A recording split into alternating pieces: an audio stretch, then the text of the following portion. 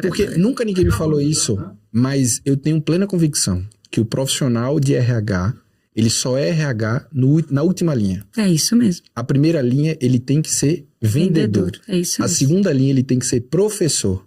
E a terceira linha é o profissional de RH. É isso mesmo. É isso mesmo, é o que eu acredito. Isso pra mim é básico, tá? Se a RH não souber vender, e tem que usar a estratégia de venda. Eu sempre falo que assim, como é que funciona a estratégia de venda de um RH? Então, a primeira coisa que eu falo é, um bom profissional de RH, e isso serve para todo mundo, tá? Eu digo para um executivo e acho que você vai concordar comigo. Primeira coisa, você tem que mapear onde você está. Então, assim, quem são os seus clientes? Seus clientes, não adianta, se você quer ser um RH, vamos usar a palavra estratégica, né? Mas ou um executivo, eu vou usar estratégico, mas é assertivo, né? Bom, você precisa estar conectado com aquele cliente que faz diferença. E aí, quem são esses clientes? Quem são esses stakeholders? No geral, não é só o seu chefe, não é o seu CEO, são aqueles profissionais que são ouvidos, porque às vezes você não tem uma posição, mas você tem capacidade de influência. São aqueles profissionais que participam, sim, das decisões. Esses são os profissionais que o RH precisa olhar e falar, esses vão me ajudar a entregar um plano de negócio, vão me ajudar a entregar a estratégia de RH. Então, a primeira coisa que o RH tem que fazer é isso. Chegou num ambiente, quer fazer diferença, isso serve para qualquer executivo. Observa o ambiente. Leitura do cenário. É super importante. Então, eu costumo dizer isso. Então, fez isso, mapeou quem são os meus clientes, para quem eu vou vender. Eu começo a entender qual é a dor desse meu cliente. Não é isso que a gente faz quando a gente está vendendo? O vendedor vai lá e ele não vai vender para você. Não vou vender para mim, que sou uma mãe, vamos lá, um kit de uísque, acabei de ser mãe. Não, vamos vender um kit de fralda mais barato. É isso. Qual é a dor? Então, no geral, a dor está envolvida com o ego, com o poder, ou a dor do teu cliente, ele acabou de assumir aquela posição e ele precisa dar certo, ou aquele é o projeto da última vida. Então, qual é a dor daquele teu cliente? Ele tem uma dor, você precisa acessar, você precisa desenvolver qual é o meu gatilho da similaridade com ele. Fui lá, entendi quem é o meu cliente, entendi quem é a dor, e eu entendo o desafio do negócio. Então, assim, eu sempre falo, eu tenho falado muito sobre isso, assim, para os meus colegas de RH. Gente, vocês vão sair dessa cadeira de RH e conhecer o negócio. E conhecer o negócio eu brinco que eu sou um RH metido. Eu pergunto, eu vou na reunião de clientes, eu vou na reunião de finanças, às vezes eu sou convidada, às vezes eu não sou, mas eu tô lá. Ah, não, Dani, a sua pauta é daqui a pouco. Não, eu vou esperar. Eu vou ler, porque eu tô olhando ali, ó, cenário, ambiente, quais são os ritos daquela equipe. E aí, quando eu vou entregar um projeto, eu já mapeei todo mundo, eu já me conectei. Então, eu chego lá, eu tenho uma estratégia para quebrar um pouco. Eu sempre começo a reunião quando eu vou vender um projeto ou algo, gerando uma necessidade mesmo, né? Então, se eu tenho um problema no sistema de RH e eu sei que ele é caríssimo, mas eu preciso... Gente, eu não sei vocês, mas quem aqui ultimamente tem passado nervoso com esse sistema de RH? A maior parte das pessoas vão falar, nossa, eu não aguento mais esse sistema. Eu falo, então tá bom, vamos lá, vamos começar, que eu vou trazer aqui uma solução. Até aquele stakeholder que não gosta, que ia gerar objeção, eu já puxei ele. E aí, depois a venda vem. Então, gente, tem que conhecer o seu cliente, tem que saber qual é a dor dele, tem que entender o desafio, aí você apresenta um projeto que de fato vai vender. Eu posso te dizer, Rodrigo, ultimamente eu não tenho recebido não em algum projeto que eu fiz. Eu estava outro dia conversando, porque na minha última cadeira eu também era responsável por inclusão e diversidade. Uhum. E aí, numa organização em que a pauta racial, né, que é a equidade racial, é realmente muito importante, né? E quando eu entrei, eu falei, não, mas espera aí, gente, eu vou fazer diferença. Eu vou trabalhar um marcador de mulheres, de gênero, né, de pessoas com deficiência. E eu consegui vender projetos que a pessoa falava, não acredito que você foi lá e você conseguiu. É claro, eu mapeei a dor do meu stakeholder. Eu sabia como, eu me preparei, eu fui nas pessoas que eu sabia que eram influentes e que não estavam comigo e amarrei antes. Então, eu consegui vender porque eu tive propósito. Não adianta a gente apresentar um projeto que, de fato, não fale, não enderece a dor do negócio. E a dor do negócio é o quê? É o que a gente estava falando aqui antes de começar. É ganhar dinheiro, é lucratividade. A gente consegue, a gente é gerador de ganhos financeiros. É super interessante, porque se você está ouvindo o Profissional Cast agora, geralmente eu começo pelo começo, mas ele já começou. Muito bom, muito bom. Ele já começou. E a minha ideia hoje, já deu para perceber o nível da convidada que eu tenho hoje aqui no nosso episódio. Eu tenho refletido muito sobre como a gente tem que trazer a visão de RH para todas as áreas. De como a gente tem que descentralizar aquilo que antes a gente achava que era do RH. E a minha ideia nesse episódio de hoje é te trazer uma visão de quem define a pessoa certa para a vaga, de quem contrata, de quem desenvolve, de quem promove. Então eu trouxe alguém que tem mais de 21 anos de experiência no mundo corporativo, mais de 13 anos em posições de liderança em diferentes segmentos, passou por empresas como Cargill, Ipera, United Group, Carrefour, Big, e com certeza vai compartilhar muitos insights que você já pôde perceber, que vão te direcionar. Eu fui anotando aqui rápido, porque tu emendou assim uma série de conteúdos que isso eu não posso perder, isso eu não posso perder, isso eu não posso perder. Mas um ponto-chave que você trouxe, eu acredito que você foi muito feliz, Daniela, é que você falou o papel de vendas para um profissional. A gente trouxe aqui o aspecto do RH, mas serve para qualquer profissional. Eu não te dei as boas-vindas. A gente já começou aqui no Flow. Que delícia, né? Gente, tá muito bom. Obrigada. Seja muito bem-vinda, tá? Obrigado por aceitar isso daqui. É um prazer estar aqui. De verdade, acho que antes de começar aqui, a gente começou e tá realmente fluindo, né? Eu fiquei pensando, poxa, que bom estar com você, Rodrigo, que tem uma missão importante, que é o desenvolvimento do ser humano, né? E a gente, como executivo, passa tanto tempo ali no dia a dia da organização, então quando a gente tem a oportunidade de parar, refletir sobre isso e causar um efeito positivo na vida das pessoas, é incrível. Então para mim é um privilégio estar aqui. Eu realmente espero contribuir com os nossos ouvintes e as pessoas que assistem aqui. Sensacional. Com certeza já começou fazendo isso, tá? Eu anotei muito que você trouxe uma visão sobre dor. Acredita que eu tenho um pensamento super parecido com isso? Ai, que bom! A minha mentalidade, e como eu te falei, eu venho de uma bagagem de vendas. Na minha cabeça, eu sempre recebi muito treinamento de vendas, né? Muito treinamento de vendas. E sendo bem aberto contigo, a grande maioria dos treinamentos de vendas que eu participei foi para eu entender qual era a argumentação certa que eu tinha que utilizar. Então, como falar isso, como falar aquilo, como abordar aquilo. E na minha jornada de vendas, eu entendi que talvez eu pudesse seguir um caminho diferente. Que era um caminho de mais escuta, menos afirmação. Que era um caminho de mais pergunta e identificação sobre aquilo que era dor, desejo ou dúvida do meu cliente. Sensacional, é isso. Porque a dor, ela tá ligada a isso. É um desejo, ou um desejo de crescer, não é? Ou um desejo de fazer sucesso, ou de ganhar dinheiro. E é isso que a gente precisa fazer em qualquer... Você vê, a gente às vezes fica criando treinamentos, quando na verdade tá no dia a dia. Só que você falou aqui um ponto e me remeteu, que e você tinha falado num outro episódio, que é a habilidade de ouvir. De escutar. Gente, eu sempre falo, eu aprendi também com uma mentora, por isso que eu acredito na mentoria muito. Eu sou suspeito, né? Então, e eu também sou, porque eu sou fruto de mentoria. Eu também. Né? E ela falava muito sobre a leitura dos sinais. E você só vai conseguir ler os sinais se você observar.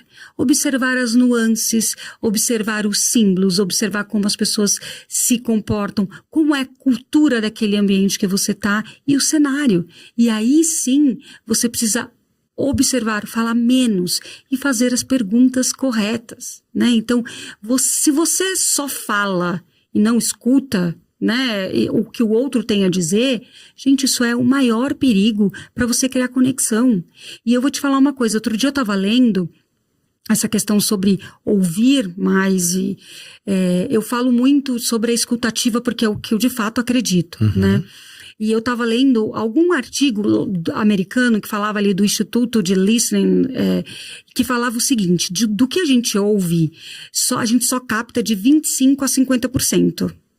Ou seja, olha como a gente subutiliza a nossa capacidade de ouvir o outro e de se conectar para fazer diferença ou para fazer a venda de algo, vender um projeto ou uma agenda. Então, a importância da gente ouvir e para gerar as perguntas corretas, para me conectar. Eu só me conecto, eu só faço o rapport, ou eu só busco as similaridades se eu de fato estou ali. Então, eu sempre falo dessa habilidade de comunicação na venda, ela é fundamental, e eu divido em duas partes, né, essa habilidade. A escuta ativa, eu sempre falo isso, acho que um executivo, e a gente estava falando isso, quanto mais a gente cresce, menos você vai ser cobrado pelo que você faz, mas pelo que você gera de diferença, né? E você só vai conseguir isso se você ouvir o que as pessoas trazem, ouvir para que você tenha um pensamento crítico. E a outra habilidade é a empatia. Então, eu vou vender por meu cliente, eu vou conseguir ter mais sucesso se eu tenho empatia. Ah, Daniela, é tão bonito falar de empatia. Gente, empatia é necessária. É necessária, assim, no meu ponto de vista, porque se eu sou empático, eu trabalho meus vieses inconscientes, eu julgo menos o outro, se eu escuto melhor o outro, eu gero valor, eu ganho mais se eu me conecto com o outro. Então, assim, não tem, assim, se a gente quer trabalhar sozinha, não é nesse mundo. Entende? Ok, tem gente que gosta de trabalhar mais, né, no computador, é um desenvolvedor, tá tudo bem, mas se a gente quer ser líder, vamos ser honestos, um líder ele tem que ter, e os estudos mostram que líderes empáticos, a equipe deles performam 40% a mais do que um líder que não tem empatia, porque ele não considera o outro, né? O outro, ele faz o que ele quer, né? Fala aí, eu quero te ouvir. Na verdade, ele não quer ouvir, né? Ele quer fazer do jeito dele, aí o time não se sente reconhecido, né? Tá. O que é que significa liderança para você? Fiquei curioso agora. Você chegou nesse ponto sobre liderança, trouxe essa questão de empatia. Eu confesso que eu observo um padrão muito grande nos profissionais executivos que eu convido para cá. Então, geralmente são C-levels, heads, presidentes de grandes empresas. E tem uma única coisa como padrão, que é falar sobre ouvir. É curioso isso. Mas é porque é difícil. Eu acho que a gente todo o tempo tem que ficar... Sabe, porque quanto mais a gente cresce, mais você acha que você é o dono da verdade. Que sabe mais, Que sabe mais, entendeu? E não é isso. Eu tenho observado que os líderes que eu mais admiro são os líderes que me ouvem. Então, assim, gente, se eu sou ouvida e eu admiro isso, porque isso funciona, né? Se o meu líder acredita em mim, ele tá ouvindo o que eu tô trazendo, e eu percebi que eu fiz uma virada de chave quando eu fiz isso, sabe? Foi em uma das mentorias que eu levei ali alguns exemplos e a pessoa falou, mas você tá considerando? Você quer ser só legal, fala que tá ouvindo? E eu percebi que não, eu não tava ouvindo. Quando eu comecei a ouvir, as pessoas, elas querem trabalhar comigo. Eu falo, gente, mas eu sou tão crítica, a minha régua é tão alta. Só que as pessoas falam, mas eu sou ouvida. Daniela, você me ouve, você considera o que eu trago, você realmente... Então, não tem. Assim, eu só performei quando eu ouvi o meu time e eu incluí o meu time na tomada de decisão, né? E liderança, para mim, é servir, né? É ser servidor. É difícil? É, né? A liderança, assim, a gente fala sobre vários modelos de liderança, a gente escuta muito sobre liderança, eu tenho um conceito... Me conta. O conceito, eu fui inspirado no maior líder de todos os tempos. Foi um líder que liderou 12 pessoas por 3 anos. E a gente fala dessa equipe até hoje, que atingiu bilhões de pessoas. Então, pra mim... É o maior. Essa, assim, não tem como a gente discutir. E liderou todo mundo diferente, né? Exato. Porque ele não escolheu... Nem todos não estavam preparados. Não tinha hard skill. Exatamente, não tinha hard skill, né? Tinha força de vontade, sabiam onde queriam chegar. Exato. Às vezes... não estavam completamente prontos e ele tinha que puxar, né? Exato. Mas é isso. Então eu estudei muito a liderança dele, de Jesus, e eu estou escrevendo um livro exatamente sobre isso. Sensacional. E esse livro, eu entendi que Jesus tinha 3 pilares fundamentais na liderança dele, né? Primeiro era direcionamento. Então ele falava, a gente precisa ir por aqui. Dessa forma. Como a maioria não entendia, ele vinha com as parábolas para se tornar entendível a quem ainda não conseguia enxergar. Porque ninguém conseguia enxergar o que esse líder já conseguia enxergar. Percebe que ele não julgava? Não. Ele falava, peraí, você não tem o alcance, mas eu vou te ajudar a alcançar, né? Senta aqui, escuta, imagina. E ele começava. Então o primeiro pilar que eu vi da liderança de Jesus foi direcionar. O segundo pilar era desenvolver, exatamente isso que você falou. Vem cá, tu pesca peixe, vem pra cá, pescar homem. Quer que tu saia de pescar homem? Nada. Vem comigo que eu vou te desenvolver. É isso aí. Essa era a conversa. Mas o que fica marcado na liderança dele é o terceiro pilar, que é o que você acabou de falar. Servir. Ele servia a equipe, era o exemplo pra equipe, pra quem não era da equipe, todo mundo queria andar com ele. E aí, o que fazia? A fórmula de sucesso, gente. Porque a gente está sendo visto e observado o tempo todo. Você falou em um dos seus episódios que a promoção, ela Tu ouviu acontece... mesmo? Sim, eu Sério? tava aqui. Ah, sim, você tava ouvindo aqui.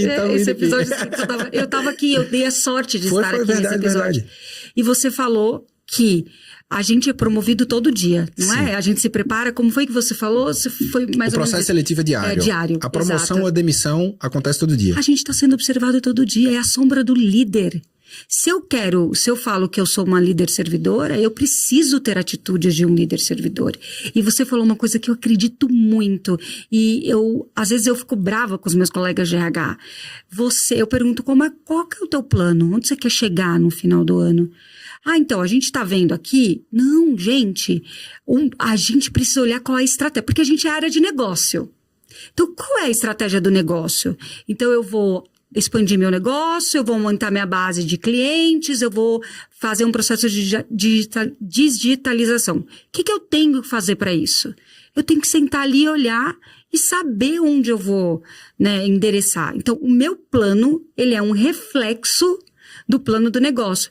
A estratégia de liderança, ela é única, a cultura, né? Agora, eu falo sempre, gente, você precisa direcionar as tuas forças para que o negócio vai. Porque no final do mês ou do ano, eu tenho que ter virado o ponteiro do negócio. Se eu não gerei valor, se eu não diminui o turnover, se eu não tenho como dimensionar isso, eu não tenho dados, esquece. Você vai ser aquele RH que a pessoa vai olhar e vai falar, lá vem a pessoa do RH que não conhece nada, me propor algo que ela nem sabe. Eu posso ser sincero, o porquê eu te convidei? Por quê? De verdade. Porque eu peço pro meu time fazer uma curadoria de a gente trazer profissionais de excelência. Então a gente faz realmente um crivo. Quando eu entrei no teu LinkedIn, depois entrei no LinkedIn dela, de verdade, entrei no LinkedIn dela, eu vi o que eu não vejo num perfil de um executivo de RH. O que você viu lá? Meu Deus, que bom! Dados. X% de crescimento, tantos por cento de turnover, redução de tanto de SLA. Eu falei, cara, que genial ela ter essa visão de negócios, trazendo e transformando o RH em dados para tomada de decisão assertiva. É isso. Me fala mais sobre isso. Claro. Acho que assim, quando eu assumi, né, então eu tava brincando aqui fora, né, que eu só sei ser BP, porque de fato eu comecei minha carreira como BP, eu tinha um incômodo, que era, como é que eu vou ser avaliada no final? Né? Porque eu sou pragmática, eu sou, né, apesar de ser uma pessoa muito humana, eu sou mesmo. Perfeccionista. Sou perfeccionista, sou. E eu, né, e de ser uma mãe.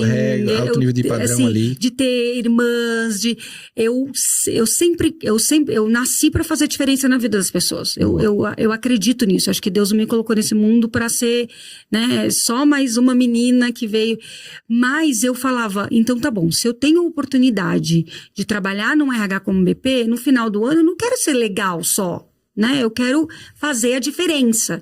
E eu tinha, naquela época, muita dificuldade, porque a gente não falava muito de dados. Mas eu tive uma escola muito boa, né? Eu comecei minha carreira na Cargill, que era uma empresa super consolidada, em que a gente tinha dados. E o que eu fazia? Como é que você se conecta com o engenheiro? Se não for por isso. Então eu comecei, e isso virou algo que é automático em mim. Tu percebe a diferença, assim, de verdade? Eu tô fazendo esses parênteses porque me chamou muito a atenção. Quando eu entrei no teu LinkedIn, eu entendi o teu modelo mental, orientação para dados com a combinação de gente. E que, sendo muito franco contigo, eu converso com muitos executivos aqui, não é tão comum. Não é. Essa combinação analítica humana. Não é mesmo. E ficou muito evidente para mim só o fato de eu olhar o teu perfil. E o meu time diz isso, né? Quando eu trago alguém de fora, que eu falo, ok, como é que a gente conecta isso com a estratégia, como eu gero valor aqui, o meu time fala, nossa, mas como faz isso? Aí eu falo, vem cá, eu vou te ensinar. O meu CEO, para você ter uma ideia, na minha última experiência, o meu CEO, ele me deu um projeto que não era de RH. era um projeto de negócio. E ele perguntou ainda para mim, ele falou, nossa, você faz tanta diferença como RH e você gosta do negócio. Não, eu não consigo ser um RH desconectado com o negócio. Não entra duas gavetas, não entra, né? gente, eu não sou tem área duas de negócio. gavetas. Eu tomo a decisão, né? Então, eu sempre digo, cultura, valores e resultados são duas faces da mesma moeda. Não adianta, e eu gosto de cuidar das pessoas. Eu falo, eu não sou um RH que abraça a árvore. Eu sou um RH que cuida das pessoas. Porque cuidar das pessoas é o quê? É ouvir. É conectá-las, os valores com o propósito da organização. É de fato fazer diferença na carreira dela, sabe? Sentando com o gestor e falando sobre o desenvolvimento. Como é que eu gero a oportunidade? Porque se a pessoa quer, a organização também tem que gerar, né? Como é que eu gero a oportunidade? Então, eu acredito que as pessoas são o diferencial da organização mesmo. Mas se eu não der resultado, mas se eu não... Por exemplo, quando eu falo de turnover e se eu trago a pessoa na cultura, num processo seletivo, logo eu diminuo o turnover, logo eu vou... Ora, homem, treinamento, tudo isso eu vou tangibilizar como um ganho real, né? Então, tudo que eu faço é derivado em dados. Tudo. Se eu sentar numa área, eu vou criar um dashboard. Então, por exemplo, quando eu sentei em inclusão e diversidade, tinha um monte de projeto lindo. Aí eu falava, mas o que isso aqui direciona e vai fazer com que a organização ganhe? Qual o impacto? Qual o impacto disso? Aí a pessoa olhava e falava, então vamos tirar. Eu me lembro que tinham 16 projetos. Nós ficamos com 5, que gerou um super impacto. E no dia seguinte eu sentei para criar um dashboard com um time de desenvolvimento. Porque eu preciso olhar esses números. E vou trazer algo aqui. Meus colegas de RH. Mas eu não tenho um sistema bom. Se você tem uma planilha em Excel e você controla entrada, saída, sabe? Você já tem dados para trabalhar. Entende? Você senta com um gestor. Se adianta você dizer para um gestor que a avaliação dele de clima foi ruim, se ele já ali está vendo, ele não vai olhar. Agora, se eu olhar e juntar isso com a rotatividade do time dele, eu falo, olha, tem alguma coisa errada aqui. Aí, a minha abordagem não é apontar o dedo, é como é que eu te ajudo, porque o seu resultado é o meu resultado. Né? Se você diminuir o seu turnover, a gente vai ganhar dinheiro e o meu bônus no final do ano, o seu é o meu. Então, a gente precisa olhar isso, né? Eu não consigo ver um RH desconectado. Eu sei que algumas organizações estão em níveis de maturidade diferentes, mas dá para fazer. Eu tenho falado muito, Dani, que às vezes a gente acredita que a gente está num barco no meio do oceano e a gente não consegue movimentar para onde o oceano vai. Mas muito mais do que olhar a gente como um barco no oceano à deriva, entendendo que é o oceano que guia a gente, se a gente levar em consideração que talvez a gente pode ser uma gota dentro do oceano, mas é uma gota que pode fazer toda a diferença. É isso. Eu entendo muito que a gente precisa assumir o protagonismo na gestão da nossa carreira. É isso. E que sim, se eu fizer a diferença na vida de uma pessoa por dia, eu consigo mudar quantas pessoas no ano? 365. Vai mudar. Para e pensa, quantas pessoas você tem no ambiente de trabalho? Pois é, gente, olha quanto você impacta. A gente estava falando aqui, né, de ser um líder servidor. As pessoas, elas estão te olhando. Então, a sua atitude de olhar, de gerar um número, tudo isso vai fazer diferença.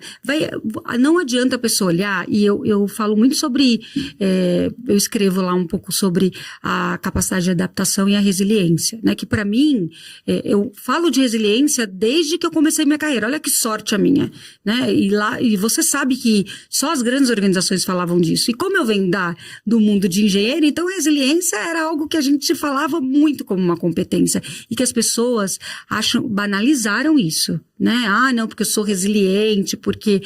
Gente, a resiliência, ela é um profissional resiliente que olha para esse navio, para esse oceano e não fica lá, mas tá indo ali, eu não posso fazer diferença.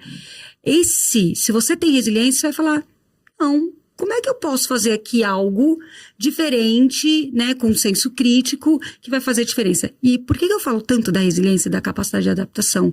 Não sei se você já observou, mas quando você está em organizações ou enormes, que os processos são bem definidos, ou no caos, aquele profissional mais feliz é o que já levantou a poeira, né, sacudiu, levantou a poeira, que é o resiliente. Para mim levanta, sacode a poeira, dá a volta por cima, é o famoso resiliente. No geral, ele já lidou com a dor de uma maneira muito mais rápido, e ele, além além dele ser feliz, ele performa mais. Então, assim, gente, a resiliência te leva para um patamar enorme, porque a pessoa vai olhar e vai falar, não, aquele cara ali, ele não é vítima, ele é protagonista da história dele. Então, ao invés de eu assumir uma postura, isso é algo que faz total diferença. Eu vou ser protagonista. Aí, tudo bem, se aquele ambiente não me faz bem, se apesar de ter sido resiliente, eu saio. Porque eu tenho que ser protagonista da minha história, mas para isso precisa ter coragem. Senão, você precisa olhar para onde você está e falar, peraí, o que eu faço, né, para fazer diferente nesse ambiente que é hostil ou nesse ambiente... Não dá, gente. Se não for, Rodrigo, de verdade, eu só acho que o que me trouxe até aqui foi a minha capacidade de resiliência. E eu vou te dizer, o que mais eu olho num processo seletivo quando vai trabalhar comigo é a capacidade de adaptação. Eu vou te dar um exemplo. Por quê?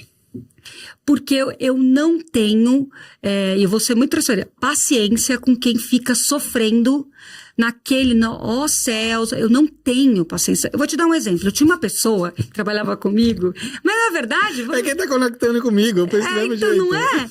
E tinha uma profissional que trabalhava comigo super competente, super bem informada, uma profissional incrível. Mas toda vez que a gente ia fazer o orçamento, ela falava, mas por que eu vou fazer orçamento se vai cortar o orçamento? Todo mundo sabe, quem trabalha no mundo corporativo, que o orçamento sempre vai ser cortado. Tá certo, é o papel de finanças. E de repente aumenta do outro dia. E de repente aumenta no outro dia. Exatamente. Agora, se eu parto do preço, vítima e faço... Gente, eu olhei aquilo e falei... Tô de mãos atadas, não tem mais o que fazer. Olha, como é que uma profissional dessa vai ter senso crítico para mudar algo no dia a dia? Ela não vai. Se ela já olha... buscando obstáculo e se vitimizando, porque o que ela fazia? Eu não consegui entregar o projeto porque não aprovaram o orçamento. Ao invés dela olhar e falar, deixa eu pensar qual é o plano B se não aprovarem o orçamento. Eu sempre saio com o plano B. Eu sempre tenho o meu plano B. Não dá para você viver o aqui e agora. Você tem que ter um plano B para tudo. Então, esse é o tipo de profissional que eu olho. Então, as minhas perguntas são sempre nesse sentido. Na capacidade de resiliência, na adaptação, na empatia. É isso que eu quero. O hard skill, a gente sabe que a gente desenvolve. Agora, a conexão com o outro, não. E muitas vezes que eu observava, assim, essas pessoas, no geral, elas são aquelas pessoas porque a gente gosta de uma rotina, né? A gente gosta de ter um certo comodismo. Tá tudo bem, o conforto, né, do conhecido. Mas o conforto do conhecido te traria até aqui? De jeito nenhum. Né? Então, eu sempre, quando eu vou olhar para alguém, sabe? Eu sempre falo, essa pessoa tá vivendo no mood automático? O que é o mood automático? Uma vez eu li que a gente toma, acho que você já leu, 35 mil decisões diárias, né? E é verdade, porque desde pegar o copo para beber água até... E só 5% delas consciente, né?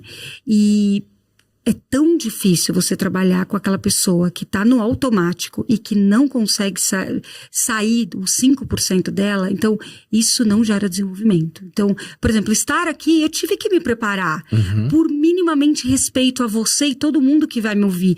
Não é porque eu tenho 20 anos de experiência que eu vou estar... Não, eu vou olhar o teu material, eu vou olhar o teu propósito de vida, porque eu tenho quem está parando para nos ver e ouvir, ele está dedicando tempo a gente. Então, eu não vou fazer isso no meu automático. É desrespeitoso com o outro. Sim. Então, isso serve para nossa vida profissional. Se eu entro numa reunião, eu tenho que estar naquela reunião. Eu sempre digo eu deixo o meu celular de lado porque é respeito com aquele meu time. Me irrita. Se tem uma coisa que me irrita, você fala, Dani, eu tenho humor, eu sou uma pessoa que se alguém perguntar, vai falar, gente, a Dani é puro carinho, é pura conexão. Mas se você perguntar para o meu time, o que irrita a Dani?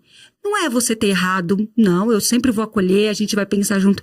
É eu estar numa reunião e a pessoa estar ou no celular ou no computador, porque eu dediquei meu tempo ali. E eu quero que aquele tempo seja diferente, sabe? Eu tenho filhas adolescentes, né? E eu falo para elas, be here now, esteja aqui agora. Porque é agora que as coisas acontecem. É agora que você tem o estalo da sua promoção. É agora que você tem o estalo de vender seu projeto. É agora que você tem o estalo de que você vai mudar sua carreira. Não é no amanhã. É todo dia. Então, isso é o que eu trabalho como RH também, sabe? Eu não entro numa reunião só por entrar. De novo, vou voltar no começo. Eu entro para ler os cenários, o sinal, a cultura, quais são os símbolos que estão acontecendo ali. Porque eu consigo me conectar com as pessoas e fazer diferença no dia a dia. Total. Você trouxe alguns pontos super relevantes na tua fala.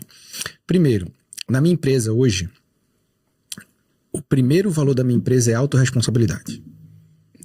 Porque eu não suporto profissionais vitimistas.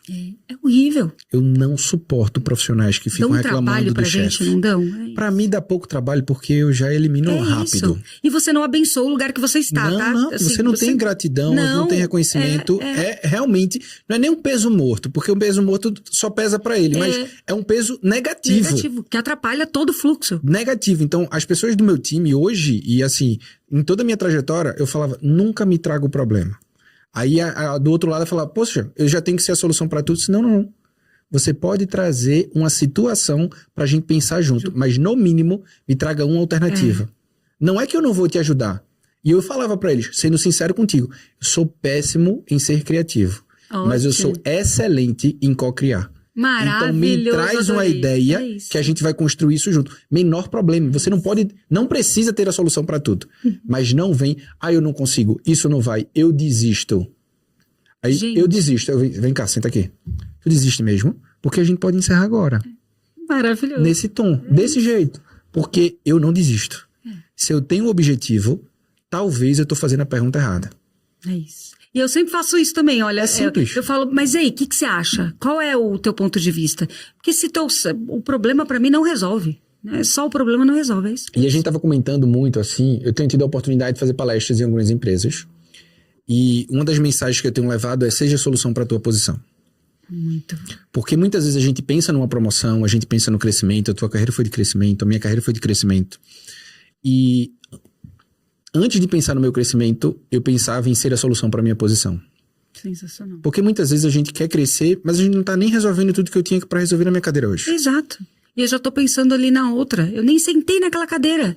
Eu nem ocupei aquela cadeira plenamente. Eu nem me habilitei pro próximo, porque a gente primeiro ocupa o lugar, né? Depois a gente é promovido, né? Eu nunca fui promovida sem já estar fazendo praticamente a função. Né? Quando eu fui promovida a gerente, eu já era uma gerente sem título. Quando eu fui promovida a diretora, eu já era head de um negócio sem o título de diretora. Eu tenho que mostrar essa habilidade. Sabe como eu chamo isso? Promoção pré-paga. Sensacional, é isso. Não tem conexão? É isso, completamente isso. Eu já tinha minha promoção pré-paga. Já estava pré-pago. Só precisava receber aquilo que eu já estava pagando diariamente. Então, eu chamo isso de promoção pré-paga. E uma provocação que eu fui fazendo aqui, diante dos pontos que você me trouxe, como é difícil a gente encontrar profissionais que têm essa mentalidade de autorresponsabilidade, de foco na solução, de uma comunicação mais assertiva, com essa habilidade de ouvir.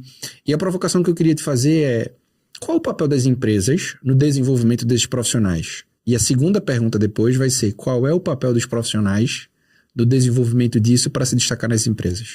Eu acho que primeiro que as empresas elas precisam olhar para o que é cultura e valor. Então, assim, eu não vejo a organização tendo uma responsabilidade neste desenvolvimento, a não ser através da liderança. Aí eu vou separar aqui... Eu amei isso daqui. Repete para mim, por favor. Que eu não vejo a organização sendo responsável por esse desenvolvimento. Tá? O que eu vejo é o seguinte: se eu entrei numa organização e você trabalhou com organizações maduras, eu minimamente, aquele profissional que entrou, cada um pode chamar do que quiser, né? O famoso fit cultural, eu não uso muito esse termo, eu não gosto muito desse termo, mas minimamente quando eu trago um executivo para aquela organização, eu olhei ali, pelo menos na entrevista, se aquele executivo tem fit com os valores, com a organização. Então, minimamente, acho que quando a organização ela tem que ter um trabalho de cultura, de um bom onboarding, porque isso faz diferença para um profissional ficar, a gente preparar a liderança para receber esse colaborador e quando ele está naquela organização, seguir os processos que foram estabelecidos. Um bom processo de avaliação de desempenho, um bom processo de feedback. Esse é um papel que a organização tem como um arcabouço. Agora, o maior... Isso é papel da organização? Eu acho que isso é o papel da organização. Perfeito. Eu acho que uma organização que sabe onde quer chegar, ela tem que ter processos bem estruturados. Ela tem que gerar esta oportunidade. Mas é por isso que eu falo que está no protagonismo. Eu já vi processos lindos, mesmo assim, bonitos, anos, mas que quando chegava no processo de calibração, o gestor tinha feito o papel dele? Não. E pior, papel do RH, mas o meu BP de RH não sentou comigo para fazer comigo. Oi, né? Qual é o seu papel como líder? Então, cada vez mais eu tenho visto a gente trabalhar o puxar o protagonismo da liderança, disseminar esse conhecimento. Então, conhecimento não é do RH. O RH, ele gera valor através de um projeto específico, através de um projeto que vai levar à expansão, crescimento, à sustentabilidade, e menos do que é o transacional, porque no final, os processos que acontecem, eles são mais transacionais, só que você precisa fazer aquilo bem feito, você precisa ter propósito. Então, para mim, é uma responsabilidade completamente dividida. O líder, ele é responsável pelo engajamento, o líder é o responsável pela sustentação do teu time, pela performance do teu time e pela retenção dos seus colaboradores. E aí, esse é o problema, dá trabalho ser líder. Né? Dá trabalho não ser a moça do RH que vai fazer isso, né? Lembra quando a gente começou? Você pode ir lá fazer a demissão? Oi? O colaborador é teu, né? Então, assim, se alguém quer ser líder, vai ter que trabalhar. E vai ter que trabalhar não é na planilha, é com as pessoas. E é bem trabalhoso, né? É bem trabalhoso. Assim, pra mim, não sei interessante. Se eu te respondi. Respondeu. Eu vou querer a segunda parte, tá. Que o papel dos profissionais nesse autodesenvolvimento. Tá bom. Esse é um ponto-chave, porque eu enxergava assim, né? Eu falo muito que a nossa carreira é o nosso negócio. A gente não enxerga negócios crescerem sem investir neles, mas a gente quer enxergar a nossa carreira crescendo sem a gente investir na gente. Assim, não tem o menor sentido. Não entra também essas duas gavetas, como a gente comentou mais cedo. E eu imagino que tem uma parte cultural também, tá, Dani? Porque se a gente olha para trás, as empresas fizeram esse papel. As empresas pagavam MBA. Teve uma época que tinha isso. Nossa, gente, eu fiz muito, né? Isso. Academia disso, academia disso. Né, de vendas, academia de liderança. A gente fez isso. Então, eu me pergunto, sendo muito honesto, poxa, as empresas estavam erradas? Na minha cabeça, não. Qual foi o ponto? Era nível de conhecimento e consciência daquele momento. Então, eu imagino que as empresas entenderam, ok, os profissionais que eu preciso não estão do jeito que eu preciso. Então eu vou acelerar. Então eu vou fazer essa parte de aceleração. Só que os profissionais talvez não enxergaram com esse mesmo óculos. Não, é isso mesmo. Eles não colocaram essa mesma lente. O que é que eles falaram? Eu vou entrar na empresa, a empresa vai me desenvolver, eu vou crescer. E isso aí é um mundo completamente fantasioso. Exato.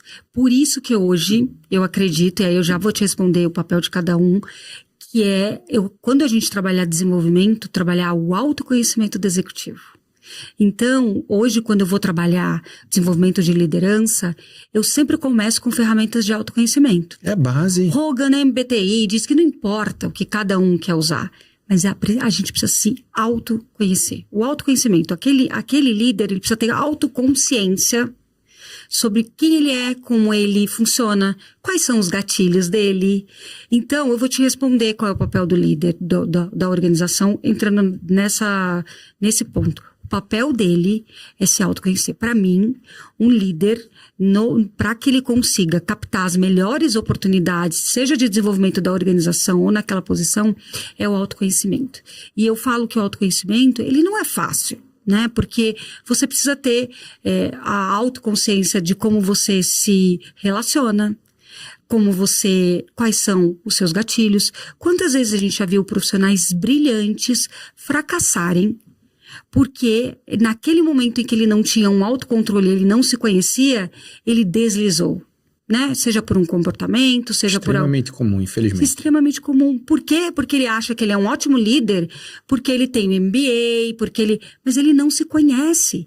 Então, você não forma times de alta performance se você não tiver um trabalho de autoconhecimento. Então, para mim, o papel hoje de um líder numa organização eu me conheço? Aquela organização tem alguma ferramenta? Tá me gerando? Se não, eu vou procurar uma outra ajuda externa. E a mentoria. Eu realmente acredito que, chega um momento da tua carreira que a mentoria ela é muito importante, né? Eu aprendi com a minha mentora e eu já falei com você sobre obesidade mental, sobre a gente, né, aprender, ler muitos livros, mas na prática não conseguir executar aquilo, isso é um dos maiores problemas que a gente tem dos líderes. Super comum porque também. eles acham que, assim, gente, eu fiz sei. MIT, eu fiz Harvard, eu sei tudo, você tá querendo... Mas no final ele não se conhece, ele não sabe qual é o impacto que ele tá causando no outro ou na organização. Então, para mim, acho que o papel da liderança hoje no desenvolvimento começa pelo autoconhecimento. Né? Eu vejo muito esses jovens, hoje em dia, né? Eu tenho uma jovem que vai prestar vestibular, mas a empresa, a escola que ela trabalha o autoconhecimento. Trabalhou ferramentas de autoconhecimento, como é que lida sob pressão, Por quê? Porque é aí que você acessa a forma como você se trabalha o desenvolvimento de cada um. E a mesma coisa, se o líder não conhecer o time dele, ele também vai tratar todo mundo igual, ele não vai saber quais são as dores. Então, para mim, o papel hoje, quando eu entro como uma liderança, é autoconhecimento. Na minha visão, é muito nítido que o maior desafio do líder é a autoliderança. Esse, para mim, é muito nítido. E a maneira que ele consegue se controlar para conseguir liderar a equipe, esse é um grande gargalo que a gente tem. Sabe uma provocação que eu faço? Eu me tornei mentor porque foram os mentores que aceleraram todo o meu crescimento profissional. Então, assim, eu tenho muita noção e confesso também que lá atrás não era esse nome que eu tinha. Então, o nome mentor, mentoria, eu imagino que está se consolidando ainda nessa jornada, né? Só que lá atrás eu me fiz a pergunta. Quando eu comecei a trabalhar, não era porque eu queria. Era porque a minha família precisava. Eu comecei a trabalhar só para pagar o plano de saúde da minha mãe. E naquele momento, eu entendi o seguinte, eu ouvia da minha avó naquela época. Meu filho, estude, porque é o estudo que vai mudar a tua realidade. E eu via do meu lado, sendo bem sincero contigo, várias pessoas estudando vários anos e não tendo sucesso financeiro e profissional. E eu me perguntei, disse, poxa, será que é esse realmente o caminho? Eu sou questionador, então a gente tem semelhança aqui, né? Exato. Que a gente pensa assim, a gente questiona as coisas e se pergunta. E as piores conversas que eu tenho, ou na verdade as melhores conversas que eu tenho é comigo mesmo, são as mais difíceis. Né? Maravilhoso. Porque eu faço perguntas desafiadoras. Exato. Eu não gosto de pergunta fechada. Sim, não. Pra mim não tem lógica nenhuma. Não te faz refletir. Exato. Eu falei, poxa, não é o estudo, porque eu posso estudar, eu posso ter vários diplomas, posso ter um currículo cheio de informações, mas vai estar no papel. Eu tenho que aprender no mundo real como é que funciona isso.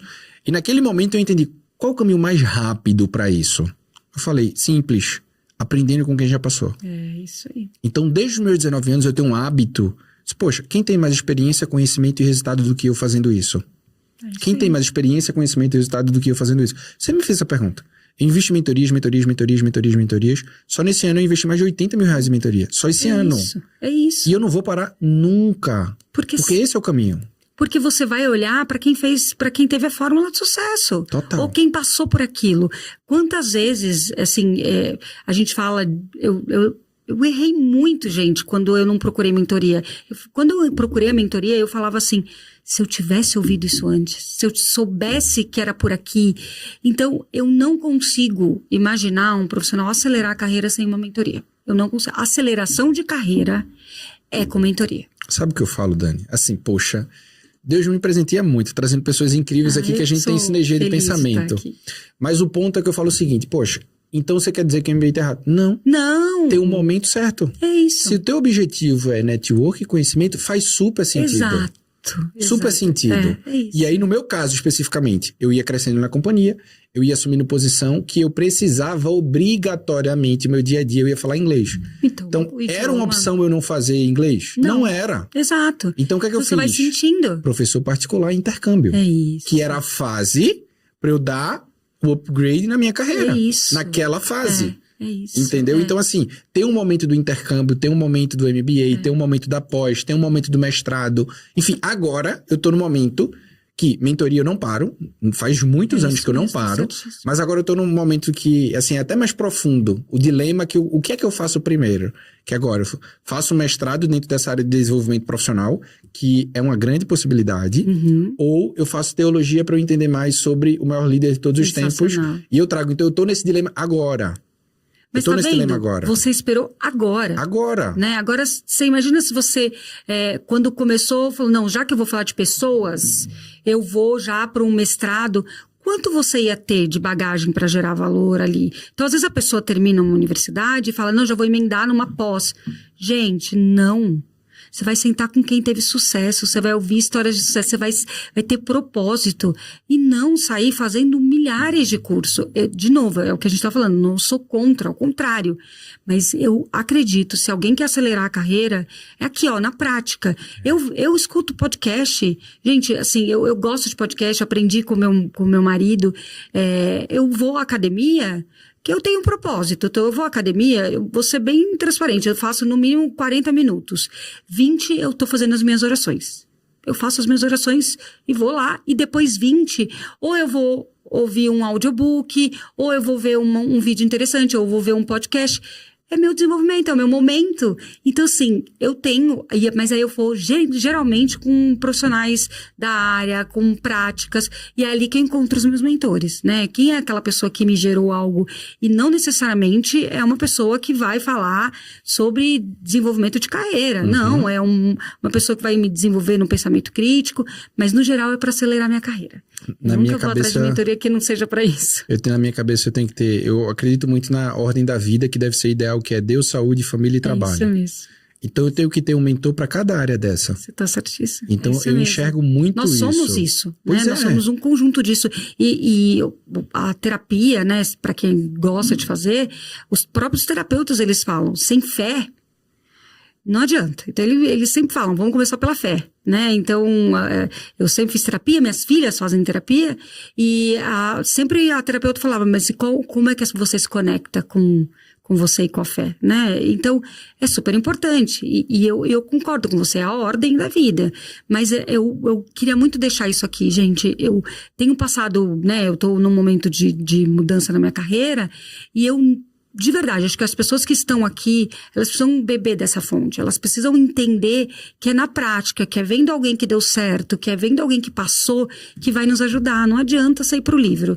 O livro é lindo, o livro te desperta, te dá repertório, te desperta, né, te traz conhecimento, mas ele não te prepara pro próximo passo. É interessante, porque eu não lembro de alguém que disse, eu tô com esse problema, traz o teu diploma e coloca em cima que a gente vai resolver. Peraí, vamos abrir aquele livro, que no livro tem a solução, né? O mundo corporativo não funciona assim. Mas uma provocação, assim, de tudo que você teve na tua carreira até hoje, e dá pra perceber a tua maturidade, acredito que você tem os 3 P's que eu considero que um profissional de sucesso precisa ter, que é propósito, protagonismo e performance, nessa ordem. De tudo que você teve na tua carreira, se você pudesse, em 1 minuto, vê que desafio. Meu Deus.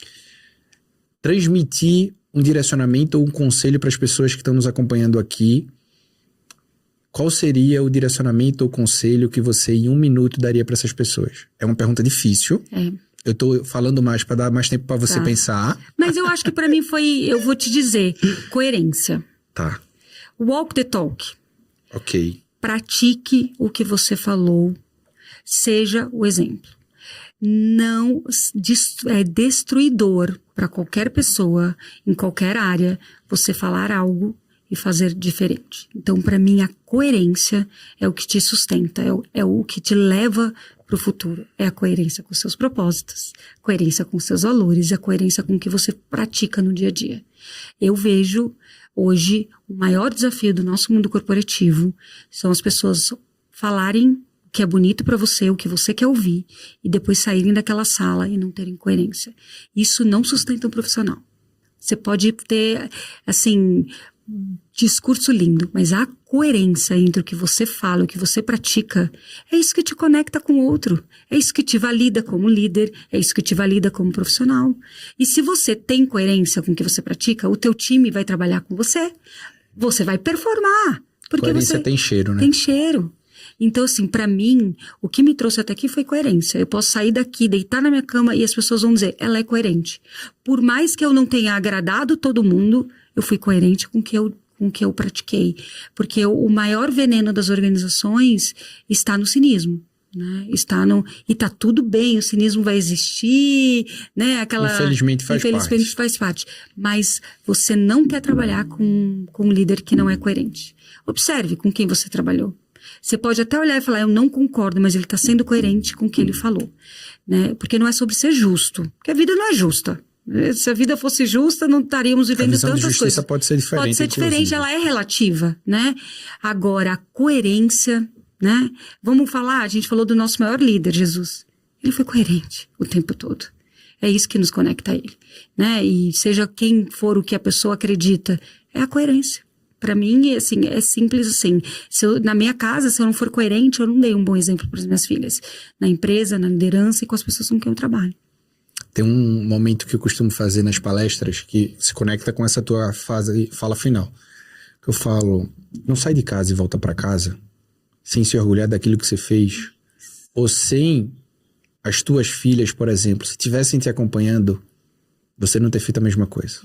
É isso. Eu tenho uma filha que é Cecília, 1 ano e 10 meses. Ela não faz tudo que você ou que a sua esposa faz, ela não repete? É o que eu falo com a minha esposa. Ela tem 1 ano e 10 meses. 10 meses, então talvez... Não, 1 ano e 10. Ela faz tudo que a gente faz, ela não faz tudo que a gente fala.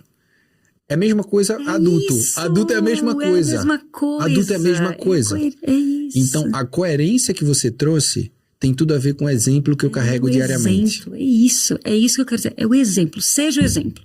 Você quer ser um bom líder? Seja o exemplo. Você quer ser um colega legal? Seja o exemplo. É sobre ser o exemplo. Se você é o exemplo, as pessoas vão... Se você é o exemplo do que você acredita, com seus propósitos, com seus valores, de entrega de resultado...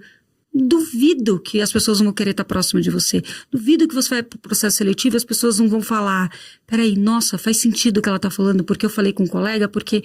Então, é preciso... E deitar à noite na sua cama e falar, eu fui coerente, eu pratiquei o que eu faço, o que eu falo, mesmo que as pessoas não estejam olhando, e eu me orgulho disso, é sobre isso. Isso vai fazer diferença na sociedade. Eu gravei um episódio recentemente com... Marcos Gladstone. E ele me trouxe uma provocação. Ele é um pastor, a gente falou aqui no episódio anterior. Eu vi hoje, eu estava na academia, mas não terminei. É forte, que é como conectar fé e trabalho. Sensacional. Ele trouxe uma fala que foi o seguinte: o trabalho é o palco das nossas virtudes e defeitos. Nossa, ele tá certíssimo. Porque no trabalho a gente passa boa parte da nossa vida. No trabalho que a gente tem todos os possíveis momentos da gente mostrar a nossa melhor ou pior versão. É isso mesmo. E tudo isso é uma escolha. É isso mesmo. E eu amei quando você trouxe coerência, porque eu já ouvi de tudo aqui nesse podcast. Mas eu não lembro de ter ouvido como um conselho de direcionamento para as pessoas que estão acompanhando coerência. Porque às vezes eu me deparo com profissionais assim, e geralmente eu atraio para as minhas mentorias, nas minhas palestras, eu não trago profissionais gananciosos, porque eu falo, se você quer crescer a todo custo, a todo tempo, a toda velocidade, esse podcast não é para você, o meu conteúdo não é para você, não faz sentido. Então eu expulso. É isso aí. E o que é que eu atraio? Pessoas que querem ter uma carreira de sucesso, mas com propósito. É isso. Pessoas que querem levar Deus, saúde, família e trabalho para a sua rotina. E pessoas que querem ser e fazer a diferença no mundo, na sua família primeiro, e depois no seu ambiente de trabalho. E é por isso que as pessoas querem estar com você, porque você trabalha para isso, percebe a coerência sobre o que você acredita? Quem você não quer que seja seu mentorado, eu expulso mesmo. É expurgado. Eu expulso mesmo. É isso mesmo. E esse olhar mesmo, né, que para finalizar, sobre o seu palco... É isso, você pode ser sua melhor versão ou sua pior versão, e é por isso que eu falo sobre a autoconsciência, sobre a capacidade de você se conhecer e a importância de você se conectar e saber quem é você para poder fazer diferença na vida do outro ou na sua própria vida, porque se você é feliz, você contamina a felicidade e leva para todo mundo. O ser humano infeliz, ele é um terror, né? Ele causa muito desgaste para ele e para quem tá em volta. Então, para mim, acho que isso que, né, você e... Eu esqueci o nome da pessoa que estava com você, eu comecei a ouvir hoje no Spotify e assistir. E eu é nisso que eu acredito, é o nosso palco, o que a gente é, o walk the talk, a nossa coerência que vai ser vista. E é isso que eu quero mergulhar. Quando eu ficar velha, as pessoas vão falar, olha, ela praticou mesmo o que ela falava. É interessante. Eu já falei aqui também, num dos episódios, que eu falei a conversa mais difícil que eu tenho é a conversa que eu já tenho com os meus netos. E a minha filha mais velha tem 1 ano e 10 meses. Imagina. Ai, não fui lá ainda, não. Então, o que... Eu fui.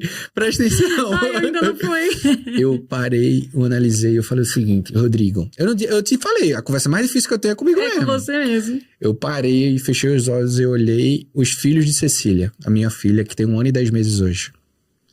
E eu imaginei, daqui, sei lá, 20, 30 anos, eu conversando com os meus netos e os meus netos me fazem a pergunta. Vovô, vê como é pesado. Vovô, como foi a sua carreira? É isso. Vovô, qual conselho você me diria? E eu fiz um compromisso comigo. Tem 20, talvez, anos, 30 anos, não sei. Mas eu não vou contar uma história que eu não vou me orgulhar. É isso. Eu não vou chegar para os meus netos e vou falar o seguinte, não vai por aqui que vovô teve medo. O vovô fez alguma coisa que eu não sugiro que você faça. Não é sobre isso, né? É muito ruim, né? Imagina chegar na... Não, eu não vou saber esse sentimento, Dani. Eu decidi que eu não vou saber esse sentimento. É isso. Eu fiz aniversário ontem, né? Ah, parabéns. Obrigada. E a minha... é engraçado, né? Porque são 2 filhas, uma de 17, uma de 14 e uma de 4 anos. E as duas, a minha filha do meio mora nos Estados Unidos. E as duas escreveram em momentos diferentes. E eu falei, eu tô fazendo o que eu... Uau, realmente estou acertando. As duas escreveram, você é um exemplo de determinação, coragem e força. E eu quero ser igual a você. E aí eu pensei, é isso que eu faço todo dia. Determinação, coragem e força. Da onde eu saí, o que eu quero ser, como é que sai de uma cidadezinha do Nordeste, muda a vida, depois vai para Osasco e muda a vida de novo. Sem ser a vítima. Elas olham isso como uma fortaleza e não porque eu olho para a vida e falo, ó céus, ó... Não, é sobre ter uma jornada de construção e elas falam, eu quero ser igual você. Você é o meu exemplo. E é isso, quando chegar, eu quero que elas se orgulhem da minha jornada. Eu quero que elas se orgulhem do que eu sou. E as pessoas que trabalham comigo e a sociedade que eu vivo. E acho que é isso que a gente tem que ter consciência quando você decide ser um executivo, sabe? A gente tá no palco dessa vida. E todas as nossas atitudes, tudo que a gente busca pro nosso desenvolvimento vai fazer diferença. Total. Obrigado. Obrigada, foi sensacional. Conte comigo. Muito sucesso, muitas bênçãos para você, para sua família e que as pessoas que estejam aqui, independente da crença que elas vivam, que elas percebam a importância que elas têm nesse mundo, seja de energia, seja de Deus, mas que elas tenham coerência com o que elas façam e que elas aproveitem cada momento e bebam dessa fonte de conhecimento. Assim, é um exemplo ver profissionais como você que podiam ter crescido e vivido só olhando o dinheiro, mas que decidiu fazer diferença. Então, sorte dos teus mentorados que tem um profissional coerente, que acredita no que faz e que veio para fazer diferença. Eu sou muito honrada e honro a sua história. Obrigada. Eu que sou grato. Fico super emocionado com esse nosso episódio, porque eu já consigo enxergar o impacto que ele vai levar no coração das pessoas. Eu espero. Muito mais do que simplesmente fazer um podcast e deixar um legado. Parabéns. Eu tenho isso no meu coração, assim. E eu transpiro isso, eu vivo isso. Transpira, a gente sente. É assim, é a minha missão. A minha esposa tá junto comigo nessa. Ela também pediu demissão pra isso. É a missão de todo mundo que trabalha comigo, porque é sobre isso. E que a gente possa levar isso pras pessoas. Obrigada, juntos, viu? Tá? Que Deus te abençoe, abençoe sua família. Amém. Sucesso nesse momento. Obrigada. E que Deus guie tuas decisões. Obrigada. Sabedoria também, tá? Obrigada, amém. E eu quero agradecer a você também, ter ficado até aqui. Eu não posso esquecer. Como é que as pessoas podem te acompanhar? Então, é Dani Serrano com 2 N's no LinkedIn, o Serrano. E eu tô no Instagram também. Tem uma facezinha engraçada lá eu ponho os memes que a gente gostaria, que é Business Partner na Real. Então, BP, _ na Real, me segue lá no Instagram, vai ser divertido, assim, completamente diferente, mas é bem divertido. Sensacional. Então, acompanha a Dani nas redes sociais e eu queria, no final desse episódio, te agradecer. Eu considero que o maior recurso que a gente tem pra gente ter destaque e crescimento no mundo corporativo é o tempo. E você investiu todo esse tempo ao longo desse episódio. E muitas vezes eu venho aqui e eu te dou um direcionamento. Vai lá e faz isso. Vai aqui e fala com o meu time. Quer saber de palestra? Clica aqui, enfim. Hoje eu não queria dar nenhum comando para que você siga para acelerar. Hoje eu queria te agradecer por você acompanhar tudo aquilo que você tem feito e queria que você fosse grato a você mesmo por também estar investindo esse tempo. Muitas vezes a gente olha para fora querendo buscar o que ainda falta pra gente trazer aqui para dentro.